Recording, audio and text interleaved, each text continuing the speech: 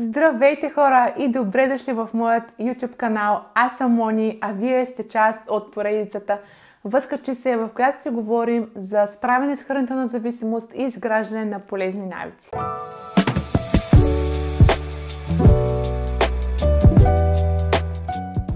Толкова съм щастлива, че направих този канал публичен и трансформацията ми изявена пред вас по този начин. Разбира се, има много повече ползи, има и негативи, защото тези от вас, които са гледали мои видеа, знаят, че пътят не ми е лесен и реално показвам различни периоди и ето сега виждате, че ме е нямало известно време. Но пък съм толкова щастлива, че го правя по този начин, защото да, това е експеримент. Да, със сигурност не можете да взимате всичко за чиста монета от мен, защото и аз те първа се уча. Радвам се, че мога да го споделя с вас, защото знам, че много хора се борят точно с тези проблеми, с това да успяват в един момент да постигат добри резултати. След това отново се завъртат няколко крачки назад. И това е един кръговрат, който е много неприятен, но е прекрасно да продължаваш напред, дори когато е трудно. Ще ви споделя някои изводи, до които достигнах и също така ще се фокусирам повече на следващите стъпки, които смятам да предприема още дори от днес. Вече имам конкретен план и ще видим какво ще се случи. Някои от нещата съм ви ги споделяла още в първото си видео, защото това, което съм видяла в предните години, които се борих с хранителната зависимост, беше, че нямах конкретна цел, конкретна мечта и наистина желания, които са много отвъд мен. И смятам, че ако човек открие това толкова съкровено и дълбоко защо, ще може да премине много бързо през тези периоди на застой и няма да се откаже в крайна сметка. И честно да ви кажа, да, сега за този период нямам някакъв такъв пик, добър резултат, но пък искам да ви кажа, че съм много щастлива, че нямам и така тези моменти, които имах преди, в които преяждах супер много всеки ден. Просто съм много по-добре от периода, в който реално бях преди да започна канала. Както Хенри Форд казва, обстоятелствата са тези страшни неща, които виждаш, когато отклониш погледа си от целта. И много размишлявах на тези думи и съм благодарна, че аз имам всъщност огромната цел, огромната мечта за подобряване и отново мога да се върна към нея. Нещо друго много важно, което като че ли уж имах, но реално не е било толкова целенасочено, може би, конкретен план, който аз да следвам, за да постигна целите си. Защото да, знаех, че искам да сваля килограми до определено време, но не бях се направила структурата, не бях се разписала точно как искам да го направя, точно в какъв период, колко килограма да свалям. Някакси пропуснах този момент на планиране, защото, честно казано, не исках и това да е още една област, в която ще се тормозя, в която ще трябва да планирам, да живея в някаква рутина, да имам някакви конкретни планове. Това ми се стори твърде уморяващо в един момент. И то е. Но както съм го забелязала в другите области от живота си, всъщност навиците не ти открадват свободата, напротив, благодарение на навиците ти може да си създадеш по-голяма свобода. Защото, например, ако се храня добре всеки ден и аз забелязвам как има промяна дори в рамките на 2 седмици да съм променила храненето си, има огромна промяна в енергията ми, в сънят ми, в настроенията ми. Ами това е инвестиция, защото ако се науча да се храня постоянно добре, ами аз ще имам повече енергия и след работа няма да се чувствам уморена и толкова изтощена, че просто искам да се прибера и да заспя. Аз ще имам време да изляза с приятели, ще имам сила да изляза с приятели, да излизам на разходка и много други. Ще имам по-бистър ум, съответно ще мога да върша много повече работа по-бързо и по-фокусирано, което ще ми освобождава време. И знам, че тези неща звучат много елементарно, но не знам колко от нас реално сядаме да ги помислим, реално сядаме да ги преведем в нашия си живот, за да може, когато дойдат до тези трудни моменти. Например, при мен, аз няма да се оправдавам, но просто споделям, в тези изминали месеци имах много трудности около здравето си, около работа, около задачи, трябваше да се завършвам образованието. И просто, ето, колко е лесно човек да се оправдае. Но ако можеш да разтвориш страницата си в дневника си или където ти решиш и да си припомниш първо твоето защо, да си припомниш конкретния план, който имаш, стъпка по стъпка, шансът ти да се откажеш е много минимален. Дори за малко да спреш, дори за малко да се отклониш, дори да не постигнеш на 100% тия резултати, които си очаквал според твоя график, защото това е живота. В смисъл, животът не е толкова брилянтен по план, но все пак дори и мъничко да си се предвижил напред, пак е по-добре от нищо. Така че това е нещо, което в момента отделих време да направя. Направих си структура до края на годината колко килограма искам да сваля, по колко килограма точно на месец искам да свалям, по какъв начин искам да се храня, по какъв начин искам да спортувам и защо. И в тази връзка нещо друго много полезно, което направих е хора, отделих време в това да потърся специалисти, които реално могат да ми помогнат да осъзная и да разбера, или поне да тръгна по пътя на разбирането, между наистина как се е изградила тази емоционална връзка между храненето и между мен. Как да се храня в моето конкретно в момента състояние, защото има в едно от видеята споделихме, говорихме си с мои приятелки, които са минавали също в различни сезони борба с храненето. Може да видите, видео ще се появи някъде на екрана. Но те също споделиха, че просто са, и това е много често срещано при много жени, просто са следвали някакви стъпки от диетолози, от фитнес инструктори, които обаче в един момент се оказва, че те тотално са за техните тела.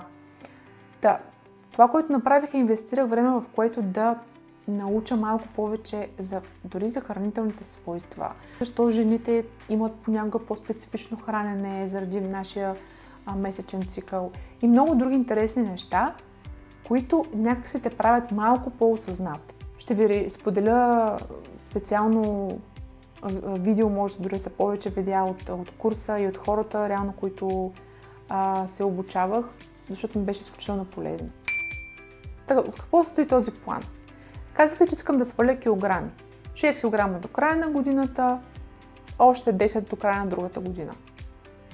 И си го разписах месец по месец, за седмица, колко трябва да свалям, колко е здравословно за мен да свалям на седмица и по какъв начин. Че искам да създам менюто си сама, да се наблюдавам и да не бързам. Следващото нещо, което направих, е разписах си 3 цели. Знаете, от много книги и така специалисти препоръчват, когато започваш промяна, да нямаш повече от 3-4 цели, които да следваш и да се променяш радикално, защото мозъкът ти ще започне много сериозно да бойкотира срещу това, съвсем нормално, защото това ще бъде драстична промяна. 3 цели, които като ги постигна, това ще се отрази на целият ми живот в положителен аспект. Ще се отрази по-добре на душата ми, на тялото ми, за по-бистрия ми ум, за по-доброто ми настроение. В тази посока знам защо искам точно тези цели да се случат. И сега тези цели трябва по някакъв начин да ги обвържим с действия. Тези действия се превърнат в навици. И нещо интересно, бях чела едно изследване на психолога Филипа Лали от University College London, където тя споделя, че хората, които се опитват да научат нови навици, като например да ядат плодове ежедневно или да спортуват всеки ден, се е наложило да инвестират средно около 66 дни преди поведението да стане автоматично. Докато умът ни се репрограмира, отнема време. И трансформацията наистина означава да си в синхрон, буквално да имаш промяна в мисленето, в поведението, в начина, по който говориш, начина, по който изглеждаш, в решенията, които взимаш. Но отнема време. И репрограмирането се случва с натрупване. При някой може би по-бързо, при други не. В тази връзка ще ви оставя едно изключително послание за репрограмирането на ума, към което аз се връщам често и ми помага страшно много. За да може тези действия да станат навици, просто ги обличам в рутина. Ще спазвам тази рутина в рамките на 66 дни и всъщност ще следя 3 навика, като това, което ще направя, ще си направя табличка. Всеки един навик ще го отбележа в рамките на деня и ще си ги чеквам в края на деня, когато съм изпълнила нещата, като ако някой от навиците обаче ги пропусна, това се брои за неуспешен ден. Кои са действията, които ще предприема, за да осъществя своите цели? Номер 1 е да ставам рано сутринта, не по-късно от 7 часа, за да мога да имам качествено време със себе си, в което да се помоля да прочета книга, да изпия кафето си на спокойствие, защото това е една от причините аз да се справям добре в многото области в живота ми. След това движение. 30 минути на ден, не знам, ще се разхождам ли, ще правя упражнения вкъщи, ще ходя с мъжа ми на фитнес, ще бягам ли, няма значение. 30 минути на ден, преди работа, след работа, в обедната почивка, аз трябва да заделям за движение. Без компромис.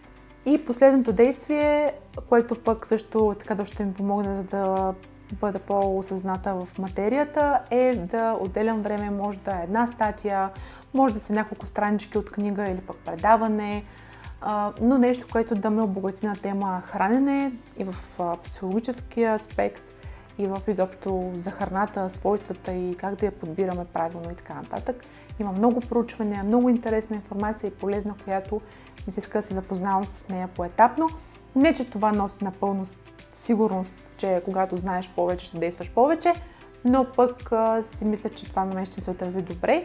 Съответно и това е един от основните навици. Тази рутина планирам да я заснема и да ви покажа какво се случва в тези 66 дни, без значение дали са минали гладко или не. Точно това искам да ви покажа реално какво се случва. И също така ще ми е полезно, ако имате вие някакви други подходи, нещо друго, което правите, когато сте в застой и не искате да се откажете, искате да продължите напред, какво правите вие? Със сигурност ще е супер полезно да се обменим опит, така че споделете в коментарите. Това е, скъпи хора. Надявам се видеото ви е било полезно. Надявам се това, което разказвам сега, да успея да го сбъдна и да ви споделя всъщност през какво съм преминала. Благодаря на всеки един от вас, който ми писа и ме подкрепя и ме държи така в линии. Наистина съм много благодарна.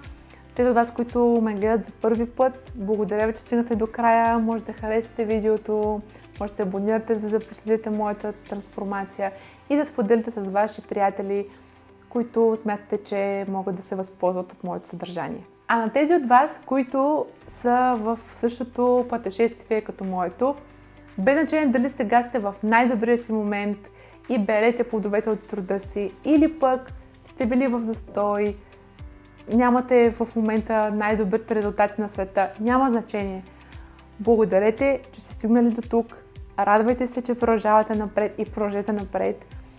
И си говорете наистина хубави неща, полезни неща за себе си. Казвайте се, че ще успеете, казвайте се, че наистина има смисъл в този път и макар и труден, вие ще го завършите и наистина това ще бъде в полза не само за вас, но и за хората около вас. И се обграждате с хора, които наистина ви подкрепят. Аз съм много щастлива, че съпругът ми, родителите ми, приятелите ми около мен ме подкрепят и просто ми напомнят постоянно, че се заслужава и дори при най-малкия резултат. Буквално бях свалила някъде около 4 кг и всеки ми правеше комплименти, ме питаше как съм се справила, което е изключително голям заряд, защото да, това може да за някой да не е, кой знае какъв успех, но за теб самия със сигурност е. Така че вградете с такива хора, вие се награждавайте себе си и просто бъдете добри към себе си, защото времето ще мине, вие ще се справите, дори да не чак толкова бързо, всичко ще бъде наред, само не се отказвайте, а аз ще се старая да бъда много по-регулярна в съдържанието си и да ви споделям своя опит. Благодаря ви и до скоро!